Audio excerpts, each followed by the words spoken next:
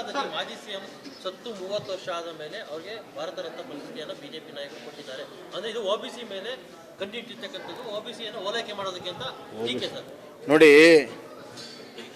OBC ಆಗಲಿ ಸಾಮಾಜಿಕ ನ್ಯಾಯ ಕಾಂಗ್ರೆಸ್ಸಿನ ಗುತ್ತಿಗೆ ಅಲ್ಲ. ಅದು ಕಾಂಗ್ರೆಸ್ಸಿನ ಗುತ್ತಿಗೆ ಅಲ್ಲ. ನಮ್ಮ ಪ್ರಧಾನಮಂತ್ರಿಗಳು OBCಗೆ ಸೇರಿದವರು, ಗೊತ್ತಾಯ್ತಾ? ಮತ್ತು ಕರ್ಪೂರಿ ಠಾಕೂರ್ ಅವರು ಯಾವಾಗಲೂ ಕೂಡ ಕಾಂಗ್ರೆಸ್ ವಿರುದ್ಧ ಹೋರಾಟ ಮಾಡಿದವರು, ಎಮರ್ಜೆನ್ಸಿಗೆ ಜೈಲಲ್ಲಿ ಹೋದವರು, ಜನತಾ ಪಕ್ಷದ ಮುಖ್ಯಮಂತ್ರಿ ಆಗಿದ್ದವರು, ರಾಮ್ ಮನೋಹರ್ ಲೋಹಿಯಾ ಅವರ ಶಿಷ್ಯರು, ಜಯಪ್ರಕಾಶ್ ನಾರಾಯಣ ಶಿಷ್ಯರು. ಇವತ್ತು ನಮ್ಮ ಭಾರತೀಯ ಜನತಾ ಪಕ್ಷವು ಕೂಡ ಜಯಪ್ರಕಾಶ್ ನಾರಾಯಣ ವಿಚಾರ, ರಾಮ್ ಮನೋಹರ್ ವಿಚಾರ ಇಟ್ಕೊಂಡೇ ಮುಂದೆ ಹೋಗ್ತಾ ಇದ್ದೇವೆ.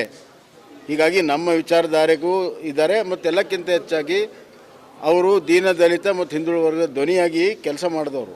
ಯಾರು ಇಲ್ಲದೆ ಇರುವಾಗ one of the pioneer and first leader who fought for the social justice.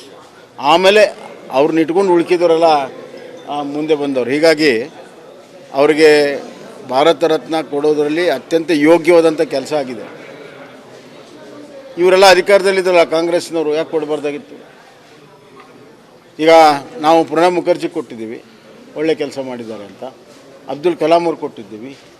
ಯಾರು ಸಮಾಜದಲ್ಲಿ ಒಳ್ಳೆ ಕೆಲಸ ಮಾಡಿದ್ದಾರೆ ಅವರಿಗೆ ಗುರುತಿಸಿ ಅತ್ಯುನ್ನತ ಪದವಿಯನ್ನು, ಪದ್ಮಶ್ರೀ ಇರ್ಬೋದು, ಪದ್ಮವಿಭೂಷಣ್ ಇರ್ಬೋದು, ಭಾರತ ರತ್ನ ಕೊಡುವಂಥದ್ದು ಕೆಲಸವನ್ನು, ಉತ್ಕೃಷ್ಟವಾದಂಥ ಅವ್ರನ್ನ ಹುಡುಕಿ ಕೊಡುವಂಥ ಕೆಲಸವನ್ನು ನಮ್ಮ ಪ್ರಧಾನಮಂತ್ರಿ ನರೇಂದ್ರ ಮೋದಿಯವರು ಮಾಡಿದ್ದಾರೆ. ಆ ಸಾಲಿಗೆ ಇವರು ಸೇರ್ತಾರೆ.